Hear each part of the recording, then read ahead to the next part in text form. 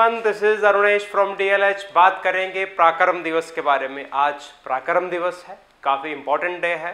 भारतीय स्वतंत्रता आंदोलन के आधार पर देखा जाए तो काफ़ी महत्वपूर्ण दिवस है। नेताजी सुभाष चंद्र बोस का जन्म दिवस है। 23 जनवरी 1897 को नेताजी सुभाष चंद्र बोस का जन्म हुआ था और उनके जीवन से संबंधित लगभग 30 ऐसी बातें लेकर आया हूँ जो टाइमलाइन के साथ जुड़ी हुई है। यानी 1897 से लेकर 1945 तक, उनकी मृत्यु तक, उनकी शहीदी तक हम ये देख सकते हैं कि लगभग 30 ऐसी बातें हैं जिनको जानना बहुत ज़रूरी है।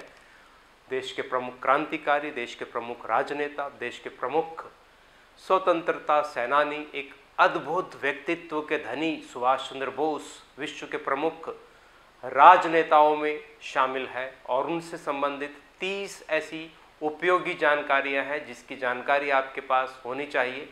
और उन सभी 30 जानकारियों को आपके साथ में शेयर करूंगा इस वीडियो के माध्यम से। लास्ट तक जुड़े रहिए, बहुत सी इंपॉर्टेंट जानकारी है जिसकी जानकारी आपको होना काफ़ी ज़रूरी है। तो चलिए स्टार्ट करते हैं 1897 से। 1897 से हम स्टार्ट कर रहे हैं। 23 जनवरी 1897 इंडियन हिस्ट्री में काफ़ी इम्पॉर्टेंट वर्ष है। कारण उसका ये है कि भारतीय क्रांति की शुरुआत 1897 में हुई थी। क्योंकि आपको पता होना चाहिए कि 1897 में क्रांतिकारी आंदोलन का जो पहला चरण शुरू हुआ था वो चापेकर बंधुओं के द्वारा महाराष्ट्र में शुरू हुआ था और ये वही वर्ष है जिस वर्ष सुभाष चंद्र बोस का जन्म हुआ था। कटक उड़ीसा का प्रमुख हिस्सा है और कटक उड़ीसा की पुरानी राजधानी भी है, महानदी के तट पर। और उसी जगह पर सुभाष चंद्र बोस का जन्म हुआ था। इनके पिता का नाम आपको पता होना चाहिए, जानकीनाथ, और इनकी मदर का नाम को आपको पता होना चाहिए, श्रीमती प्रभा देवी इनकी मदर का नाम था। और शुरुआती स्कूली शिक्षा इन्होंने प्राप्त की और उसके बाद में 1913 में अपने कॉलेज की शिक्षा के लिए कलकत्ता, जो कि अब कोलकाता के नाम से फेमस है, प्रेसिडेंसी कॉलेज में इन्होंने एडमिशन ले लिया था। और उसके बाद का जो इनका जीवन है उसके ऊपर आप नज़र मारोगे तो 1915 में उन्होंने 12वीं की परीक्षा फर्स्ट क्लास में पास की थी और 1916 में सुभाष चंद्र बोस जो है इंजीनियरिंग की शिक्षा ग्रहण कर रहे थे और उस दौरान अपने क्रांतिकारी विचारों के आधार पर जो है अपने स्कूल के प्रोफेसर के साथ में इनका दुर्व्यवहार हुआ। इस वजह से इनको सस्पेंड कर दिया गया था और 1917 में Subhash Chandra Bose Scottish church college में इन्होंने फिलॉसफी में ऑनर्स में एडमिशन लिया था। इसके बाद के घटनाक्रम में हम देखते हैं कि फिलॉसफी ऑनर्स में इन्होंने जो है फर्स्ट क्लास में कंप्लीट किया था और आईसीएस का एग्ज़ाम देने के लिए, आईसीएस का एग्ज़ाम जिसको हम इंडियन सिविल सर्विसेज के नाम से जानते हैं, आईसीएस का एग्ज़ाम इंडियन सिविल सर्विसेज के नाम से जानते हैं, वो एग्ज़ाम देने के लिए ये इंग्लैंड चले गए। भारत में आईसीएस एग्ज़ाम की शुरुआत 1853 में स्टार्ट हुई थी लॉर्ड डलहौजी के टाइम में। और अगर जो कोई भारतीय आईसीएस का एग्ज़ाम देना चाहता है तो उसे इंग्लैंड जाकर देना होता था। बाद में 1926 के बाद हम देखते हैं कि इस टाइप का एग्ज़ाम भारत में होने लगा, लेकिन उससे पहले अगर जो किसी इंडियन को आईसीएस का एग्ज़ाम देकर भारतीय प्रशासनिक सेवा में शामिल होना है तो वो उस एग्ज़ाम को देने के लिए ब्रिटेन जा सकता था। और 1919 में हम देखते हैं सुभाष चंद्र बोस आईसीएस का एग्ज़ाम देने के लिए ब्रिटेन चले जाते हैं और 1920 में सुभाष चंद्र बोस ने इंग्लिश में सबसे ज़्यादा मार्क्स लिए थे और आईसीएस के एग्ज़ाम को पास ही नहीं किया था बल्कि ओवरऑल इन्होंने जो है 4th पोजीशन प्राप्त की थी आईसीएस के एग्ज़ाम में। चाहते तो एक बड़े ऑफिसर बन सकते थे, प्रशासनिक सेवा में भारत में महत्वपूर्ण, अंग्रेजों के साथ मिलकर महत्वपूर्ण रूप से जो है शासन व्यवस्था में योगदान दे सकते थे, लेकिन इनका दिल ही कुछ अलग तरीके का था। क्रांतिकारी विचारधाराएं इनके अंदर शामिल थी। स्वामी विवेकानंद को सुभाष चंद्र बोस अपना आध्यात्मिक गुरु मानते थे और देशबंधु चित्तरंजन दास को सुभाष चंद्र बोस अपना राजनीतिक गुरु मानते थे। और उसी का परिणाम था प्रतिष्ठित कैम्ब्रिज यूनिवर्सिटी की डिग्री लेने के बाद में, आईसीएस का एग्ज़ाम क्लियर करने के बाद में सुभाष चंद्र बोस जब भारत वापस आते हैं तो 1921 में इनकी विचारधाराओं के आधार पर इनको अरेस्ट कर लिया जाता है। सुभाष चंद्र बोस की बात करें तो अपने पूरे स्वतंत्रता आंदोलन में सुभाष चंद्र बोस सबसे ज़्यादा बार अरेस्ट हुए हैं। 11 बार उनको अंग्रेज़ों ने अपने कैद में लिया है और जुलाई 1921 में सुभाष चंद्र बोस को सबसे पहली बार अरेस्ट किया गया था और 1 अगस्त 1922 को जेल से वो बाहर आए थे और उस दौरान देशबंधु चित्तरंजन दास की अगुवाई में कांग्रेस का जो गया अधिवेशन हुआ था उसमें वो शामिल हुए थे। देशबंधु चित्तरंजन दास जो कि पहले कांग्रेस में शामिल थे और उसके बाद में कांग्रेस के अंदर जो असहयोग आंदोलन को समाप्त कर दिया गया था, 1922 में महात्मा गांधी ने असहयोग आंदोलन वापस ले लिया था। उस वजह से जब कुछ कांग्रेस के व्यक्ति आने वाले विधानसभा के चुनावों में पार्टिसिपेट करना चाहते थे और उनका मानना था कि हम विधानसभाओं में ज़्यादा से ज़्यादा संख्या में जाकर वहाँ पर कानून बनाने में ब्रिटिश सरकार को असहयोग करेंगे तो वो भी एक प्रकार का नॉन कोऑपरेशन मूवमेंट होगा। लेकिन कांग्रेस के ज़्यादातर सदस्य इस विचारधारा से संतुष्ट नहीं थे। उनका मानना था कि हमें विधानसभा के चुनावों में पार्टिसिपेट नहीं करना चाहिए और उन व्यक्तियों ने जो कि चुनाव में पार्टिसिपेट करना चाहते थे कांग्रेस से अलग होकर उन्होंने अपनी एक अलग पार्टी स्थापित कर ली जिसे हम बोलते हैं स्वराज पार्टी या स्वराज दल के नाम से जिसको जानते हैं, और उसी के साथ सुभाष चंद्र बोस भी जुड़े हुए थे।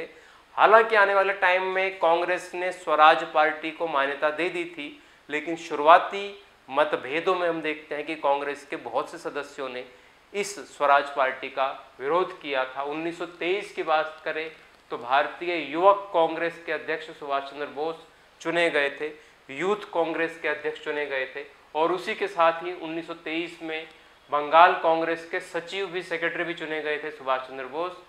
और देशबंधु चित्तरंजन दास के द्वारा स्थापित जो पत्रिका थी फॉरवर्ड के नाम से, जो स्वराज दल की एक मैगजीन मानी जाती थी, उसके एडिटर बन गए थे सुभाष चंद्र बोस। उसका संपादन करना शुरू कर दिया था सुभाष चंद्र बोस ने 1923 में।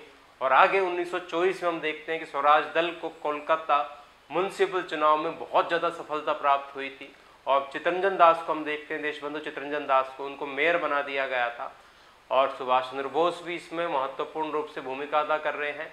वो चीफ एग्जीक्यूटिव ऑफिसर चुने गए थे, मुख्य कार्यकारी अधिकारी उनको नियुक्त किया गया था कलकत्ता म्युनिसिपल चुनावों में। और उनका जो प्रभाव बढ़ रहा था और उनके जो क्रांतिकारी विचारधारा थी उसको देखते हुए ब्रिटिश सरकार ने उनको अक्टूबर में फिर से अरेस्ट कर लिया था 1924 में। और इससे आगे हम देखते हैं 1925 का घटनाक्रम जिसमें देशबंधु चित्तरंजन दास का मृत्यु हो जाता है। सुभाष चंद्र बोस देशबंधु चित्तरंजन दास को अपना राजनीतिक गुरु मानते थे और 1925 में देशबंधु चित्तरंजन दास की मृत्यु हो जाती है। और देशबंधु चित्तरंजन दास की मृत्यु का परिणाम जो भारतीय स्वतंत्रता आंदोलन में पड़ता है उसका सबसे महत्वपूर्ण परिणाम पड़ता है कि स्वराज दल जिस विचारधारा से कांग्रेस से अलग हुआ था वो धीरे धीरे धीमा पड़ता चले जाता है। और 1925 के बाद से 1927 तक आते आते स्वराज पार्टी कांग्रेस के अंदर वापस शामिल हो जाती है। 1927 में सुभाष चंद्र बोस ने जवाहरलाल नेहरू के साथ में ऑल इंडिया कांग्रेस कमेटी के एक साधारण सचिव के तौर पर ये चुने गए थे। और इसी के दौरान सुभाष चंद्र बोस की बहुत सी विचारधारा जो वाम मार्गी थी, यानी ये समाजवादी विचारधारा के समर्थक थे, जैसे कि भगत सिंह समाजवादी विचारधारा के समर्थक थे, वैसे ही हम सुभाष चंद्र बोस को भी समाजवादी विचारधारा के समर्थक के तौर पर देखते हैं। और हम ये भी देखते हैं कि जब 1931 का गांधी इरविन समझौता हुआ था और उसमें महात्मा गांधी ने भगत सिंह के फांसी की सज़ा को रुकवाने की बात को जो है नज़रअंदाज कर दिया था और गांधी इरविन समझौते में महात्मा गांधी ने उस शर्त को शामिल नहीं किया लोगों के बहुत ज़्यादा बोलने के बावजूद। तो वहीं से सुभाष चंद्र बोस और महात्मा गांधी के मतभेद शुरू हो जाते हैं। इससे अगले टाइमलाइन में हम चलते हैं, उसमें हम देखेंगे 1928 में स्वतंत्रता आंदोलन को धार देने के लिए सुभाष चंद्र बोस ने भारतीय कांग्रेस के कलकत्ता अधिवेशन के दौरान स्वैच्छिक संगठन गठित किया था एक, और सुभाष चंद्र बोस इस संगठन के जनरल ऑफिसर इन कमांड चुने गए थे 1928 में। 1928 आपको ध्यान हो कांग्रेस का अधिवेशन मुंबई में हुआ था मोतीलाल नेहरू की अध्यक्षता में, जिसमें संविधान की मांग की गई थी और आने वाले टाइम में सर्वदलीय सम्मेलन, ड्राफ्ट कमेटी के अंतर्गत जो भारत के संविधान का ड्राफ्ट तैयार किया गया 1928 में, जिसे हम नेहरू रिपोर्ट बोलते हैं, वो सभी घटनाक्रम 1928 से संबंधित है। लेकिन 1928 में सुभाष चंद्र बोस ने स्वैच्छिक संगठन गठित किया था, जिसके पहले ऑफिसर इन कमांड वो चुने गए थे सुभाष चंद्र बोस। इससे आगे हम देखते हैं 1930 में 1930 में उन्हें जेल भेज दिया गया था, 1921 में भेजा गया, 1924 में भेजा गया, 1925 में भेजा गया और 1930 में फिर से उनकी क्रांतिकारी गतिविधियों के कारण ब्रिटिश सरकार ने सुभाष चंद्र बोस को जेल भेज दिया और जेल में रहते हुए उन्होंने मेयर का चुनाव जीता और उनकी बढ़ती लोकप्रियता और चुनाव जीतने की वजह से आखिरकार ब्रिटिश सरकार को उनको छोड़ना पड़ा। 1931 की बात करें तो 23 मार्च 1931 को भगत सिंह, राजगुरु, सुखदेव को फांसी की सजा दी गई थी। उससे ठीक एक महीना पहले गांधी इरविन समझौता हुआ, जिसमें महात्मा गांधी ने भगत सिंह की फांसी की सजा की कोई बातचीत नहीं की थी, जबकि ब्रिटिश सरकार दबाव में थी और उस दौरान महात्मा गांधी यदि भगत सिंह की फांसी की सजा को माफ़ करवाने में या आजीवन कारावास में बदलने की शर्त रखते तो डेफिनेटली जो है ब्रिटिश सरकार को मानना पड़ता और यहीं से सुभाष और गांधी के बीच में प्रमुख रूप से मतभेद शुरू हो जाते हैं। इसी बीच 1932 से 36 के बीच में नेताजी ने, सुभाष चंद्र बोस ने भारत की आज़ादी के लिए विदेशी नेताओं का दबाव डलवाने के लिए यूरोप की यात्रा की थी और यूरोप की यात्रा के दौरान इटली के मुसोलिनी से मिले थे, जर्मनी में फेडलर से मिले थे, आयरलैंड में वॉलरेरा से मिले थे और फ्रांस में रोनाल्ड से मुलाकात की थी और जैसे ही ये भारत वापस आए इनको अरेस्ट कर लिया गया और 1936 में बॉम्बे में इनको गिरफ्तार कर लिया गया था। जिस प्रकार से भारत से बाहर यूरोप में जाकर विभिन्न देशों से इन्होंने मदद मांगी थी भारत की स्वतंत्रता के लिए, तो इनके बढ़ते रुतबे, इनके बढ़ते क्रांतिकारी विचारधाराओं को देखते हुए इनको फिर से अरेस्ट कर लिया गया और अगले ही साल ये रिहा हुए और उसके बाद में इन्होंने यूरोप में इंडियन स्ट्रगल के नाम से एक मैगजीन की शुरुआत की, जिसमें क्रांतिकारी विचारधाराओं को प्रवाहित किया और उनके बढ़ते प्रभाव को देखते हुए 1938 का जो कांग्रेस का अधिवेशन हुआ था, हरिपुरा अधिवेशन, उसमें दक्षिण भारतीय कांग्रेस के सदस्यों ने सुभाष चंद्र बोस का प्रस्ताव रखा था स्पेशली अध्यक्ष पद के लिए और 1928 के कांग्रेस के हरिपुरा अधिवेशन में अध्यक्ष बने और इसी वर्ष 1938 में ही राष्ट्रीय योजना आयोग का गठन किया गया। राष्ट्रीय योजना आयोग लगभग उसी प्रकार का योजना आयोग है जैसा 1951 में स्वतंत्रता के बाद भारत सरकार ने प्लानिंग कमीशन का गठन किया था, जैसा कि आजकल नीति आयोग है, तो उस प्रकार का राष्ट्रीय योजना आयोग का गठन किया गया जिसके अध्यक्ष बनाए गए थे जवाहरलाल नेहरू। लेकिन ये 1938 के हरिपुरा अधिवेशन में था और इसमें समाजवादी विचारधारा इनकी स्पष्ट रूप से सामने आती है, जबकि इस समय महात्मा गांधी समाजवादी विचारधारा के समर्थक नहीं थे। सबसे महत्वपूर्ण बात है कि रविंद्रनाथ टैगोर ने उनके अध्यक्ष बनने पर उन्हें सम्मानित किया था शांति निकेतन में, जिसे आजकल हम विश्व भारती के नाम से जानते हैं, कोलकाता में।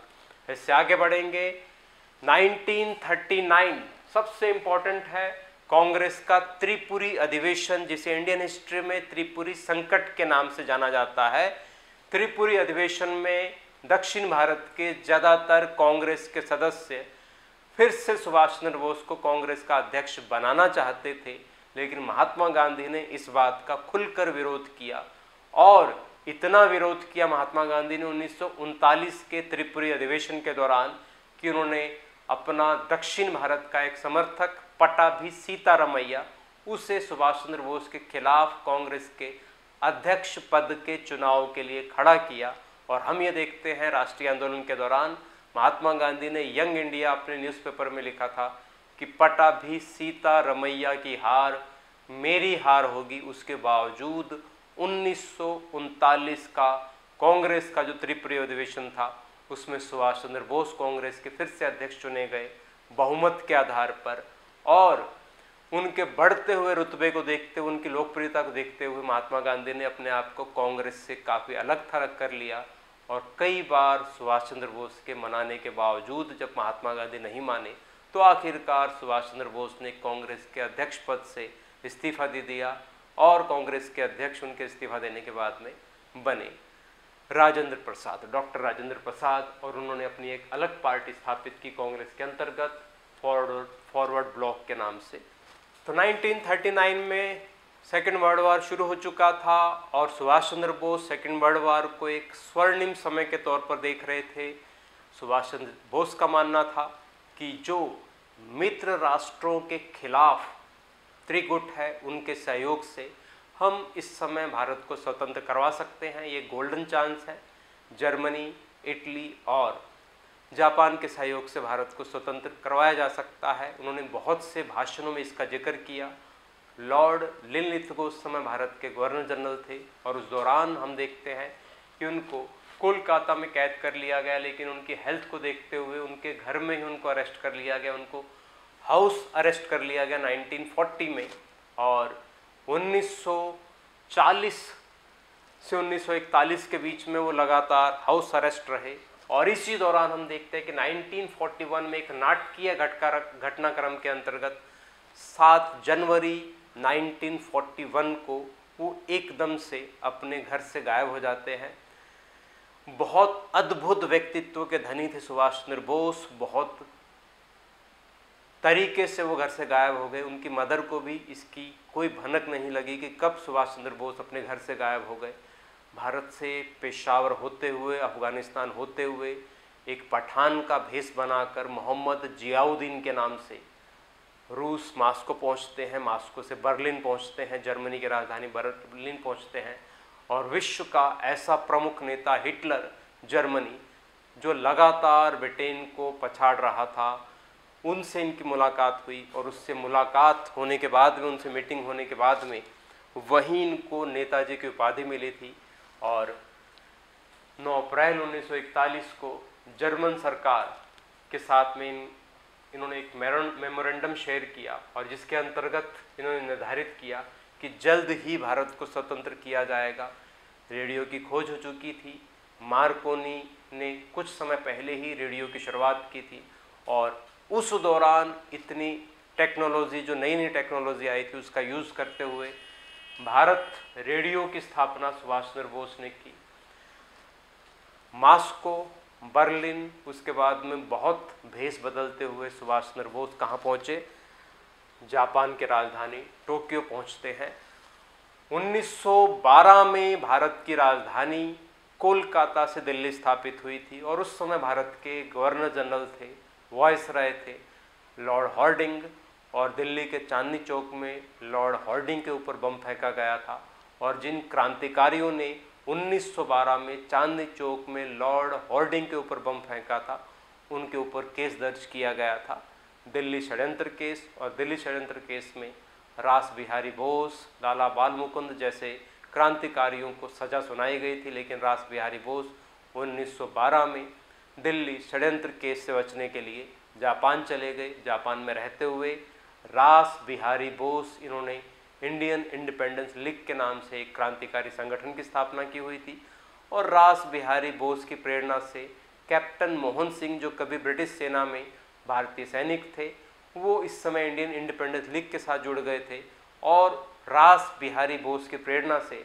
कैप्टन मोहन सिंह ने आज़ाद हिंद फौज की स्थापना की थी। और इस दौरान जब सुभाष चंद्र बोस टोक्यो पहुंचते हैं तो रास बिहारी बोस से मिलते हैं और रास बिहारी बोस को एक प्रमुख व्यक्ति मिल जाता है आज़ाद हिंद फौज की कमान संभालने के लिए। और इस दौरान आज़ाद हिंद फौज की कमान 1943 में सुभाष चंद्र बोस के हाथ में आ गई थी। आने वाले टाइम में हम देखते हैं सुभाष चंद्र बोस जापान से सिंगापुर चले जाते हैं। सिंगापुर में ही इन्होंने इंडियन नेशनल आर्मी की स्थापना की, आज़ाद हिंद फौज को इंडियन नेशनल आर्मी नाम दिया और 50,000 से ज़्यादा ऐसे भारतीय सैनिक जो ब्रिटिश सेना में शामिल थे और जापान के द्वारा कैद किए गए थे, उनको रिहा करवाकर इंडियन नेशनल आर्मी में शामिल किया गया। और यहीं पर सुभाष चंद्र बोस ने एक स्वतंत्र सरकार की स्थापना की, जिसे कुछ देशों ने मान्यता भी प्रदान की, जापान, जर्मनी जैसे देशों ने मान्यता भी प्रदान की। और उसके पहले प्रधानमंत्री सुभाष चंद्र बोस स्वयं बने और यहीं पर सुभाष चंद्र बोस ने जय हिंद का नारा दिया, जो प्रमुख नारा बना। यहीं पर सुभाष चंद्र बोस ने तुम मुझे खून दो मैं तुम्हें आज़ादी दूंगा, इस प्रकार का नारा दिया। और इसी दौरान जो उन्होंने भारत रेडियो के माध्यम से भारत के लोगों को संबोधित किया, उसमें महात्मा गांधी के लिए राष्ट्रपिता शब्द का प्रयोग किया। और इंडियन नेशनल आर्मी में सुभाष चंद्र बोस ने Nehru brigade, Gandhi brigade, Jhansi brigade, कई रेजिमेंटों की स्थापना की थी। आने वाले टाइम में हम देखते हैं जापान के सहयोग से अंडमान और निकोबार आइलैंड्स पर, ग्रुप ऑफ आइलैंड्स पर इंडियन नेशनल आर्मी का कब्जा हो जाता है और इसका नाम बदलकर शहीद और स्वराज रखा गया। जैसे आजकल हम अंडमान और निकोबार द्वीप समूह के नाम से जानते हैं, उसे शहीद और स्वराज का नाम प्रदान किया था सुभाष चंद्र बोस और इंडियन नेशनल आर्मी ने। इससे आगे टाइमलाइन में हम देखते हैं 1944, इसमें आज़ाद हिंद फौज अराकान और मणिपुर के इम्फाल के पास में पहुंच गई। आने वाले टाइम में नागालैंड तक पहुंच गई, नागालैंड के कोहिमा तक वो पहुंच गई थी और ये चीज़ें इन्होंने अपने कब्जे में ले ली। आने वाले टाइम में हम देखते हैं कि फिर से दोबारा ब्रिटिश सेना का म्यांमार, रंगून पर अधिकार हो जाता है और इंडियन नेशनल आर्मी नागालैंड तक ही पहुंचती है। और इसी बीच हम ये देखते हैं 1945 सेकेंड वर्ल्ड वॉर के टाइम 6 अगस्त और 9 अगस्त हिरोशिमा और नागासाकी में जो एटम बम गिराए गए ब्रिटिश अमेरिकी सेना के द्वारा, उसी के साथ ही सेकेंड वर्ल्ड वॉर धीमा पड़ता चला जाता है। और हम ये देखते हैं कि अगस्त के महीने में 1945 में सुभाष चंद्र बोस ताइवान के एक प्लेन से निकले और माना जाता है कि उस प्लेन के क्रैश होने में सुभाष चंद्र बोस की मृत्यु हो गई। हालांकि बहुत से सोर्सेज ये बोलते हैं कि सुभाष चंद्र बोस उस दौरान उनकी मृत्यु नहीं हुई थी, उनको स्वतंत्रता के बाद में भी देखा गया। लेकिन हम ये बोल सकते हैं कि 18 अगस्त 1945 से भारत सरकार ऑफिशियल मानती है कि भारत सरकार का मानना है कि आज़ाद हिंद फौज के प्रमुख नेता और इंडियन नेशनल आर्मी के प्रमुख कमांडर और जिन्होंने एक स्वतंत्र सरकार की स्थापना की थी सुभाष चंद्र बोस, उनकी मृत्यु हो जाती है 18 अगस्त 1945 में। और हम ये देखते हैं कि स्वतंत्रता के बाद में बहुत से कमीशन बनाए गए थे। सुभाष चंद्र बोस की मृत्यु क्या 18 अगस्त 1945 को ताइवान के प्लेन क्रैश होने पर हुई थी या नहीं हुई थी, इस प्रकार की जांच के लिए। लेकिन जिनमें सबसे फेमस कमीशन है जो अटल बिहारी वाजपेयी की गवर्नमेंट के टाइम में 2002 के दौरान स्थापित किया गया था और जिसने रिपोर्ट कांग्रेस गवर्नमेंट के दौरान दी गई थी, मनमोहन सिंह गवर्नमेंट के टाइम में दी गई थी। तो मनमोहन सिंह गवर्नमेंट ने मुखर्जी कमीशन की रिपोर्ट जो इस प्रकार की जांच से संबंधित थी कि क्या 1945 को 18 अगस्त को सुभाष चंद्र बोस की मृत्यु हुई थी या नहीं हुई थी, तो इसने जो भी अपनी रिपोर्ट पेश की उसे भारत सरकार ने सार्वजनिक नहीं किया। भारत सरकार का उस दौरान बोलना था कि यदि इस रिपोर्ट को हम पब्लिकली अनाउंस कर दें तो बहुत से देशों के साथ में हमारे संबंध खराब हो सकते हैं, तो इस आधार पर इस रिपोर्ट को सील कर दिया गया था।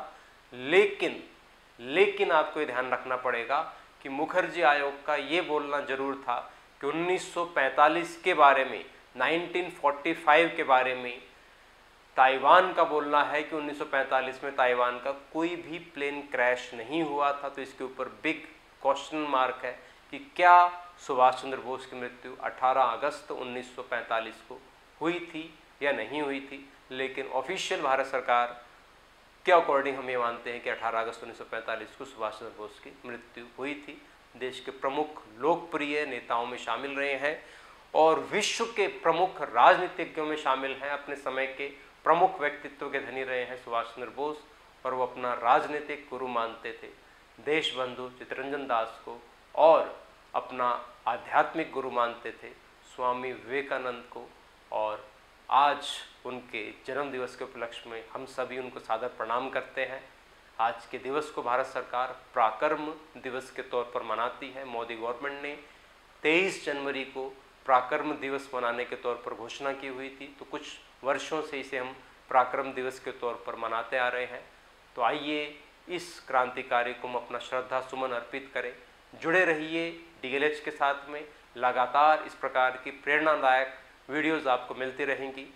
धन्यवाद। Thank you very much.